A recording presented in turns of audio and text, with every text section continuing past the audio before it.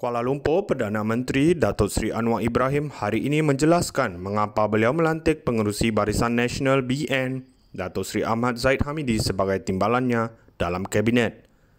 Beliau berkata pelantikan Presiden UMNO itu dibuat berdasarkan beberapa faktor, biarpun ahli Parlimen Bagan Datuk berkenaan sedang menjalani perbicaraan kes di mahkamah.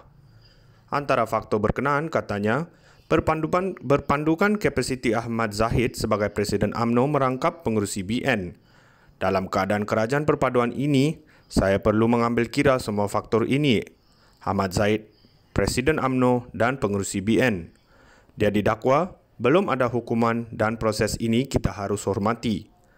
Namun, yang saya muskil, dan ini bukan yang saya suarakan sekarang, tetapi secara konsisten sejak beberapa tahun lalu, orang yang menjerit soal rasuah itu, dia harus bersih. Dia tidak boleh jerit rasuah, tetapi ambil projek ratusan juta ringgit. Tidak boleh, katanya. Bercakap demikian pada sidang media selepas mempengerusikan mesyuarat khas Kabinet Kerajaan Perpaduan di Putrajaya hari ini, yang turut disertai Ahmad Zahid dan seorang lagi timbalan Perdana Menteri Datuk Seri Fadilah Yusof.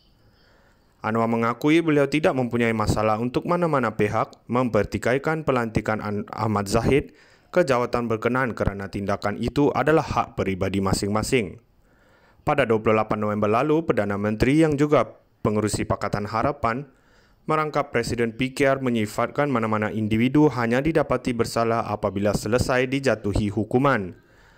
Kenyataan itu sebagai reaksi terhadap desakan beberapa pihak, termasuk Badan Bukan Kerajaan NGO dan pemimpin politik yang tidak mahu ahli Parlimen Tambun itu melantik barisan kabinet yang mempunyai kes di mahkamah. Antara yang ditegaskan mereka adalah gerakan politik sedemikian boleh menimbulkan keraguan terhadap integriti kerajaan Anwar dan mencemarkan reputasi mereka. Ahmad Zahid kini berdepan 47 pertuduhan di Mahkamah Tinggi, iaitu 12 kes pecah amanah, 8 pertuduhan rasuah dan 27 pertuduhan pengubahan wang haram membabitkan puluhan juta ringgit dana milik Yayasan Akal Budi. Beliau bagaimanapun dibebaskan daripada 40 pertuduhan rasuah berkait sistem visa luar negara VLN pada 23 September lalu, namun pihak pendakwaan telah mengemukakan rayuan untuk kes terbabit. Sementara itu, Perdana Menteri turut mengulangi gesaan supaya semua ahli politik termasuk pengerusi Perikatan Nasional Tan Sri Muhyiddin Yassin mengisytiharkan aset dan harta masing-masing. Apabila saya dicabar ketika berkempen pilihan raya umum ke-15 dulu, saya kata sama-samalah kita isytihar. Saya sanggup isytihar harta dalam dan luar negeri.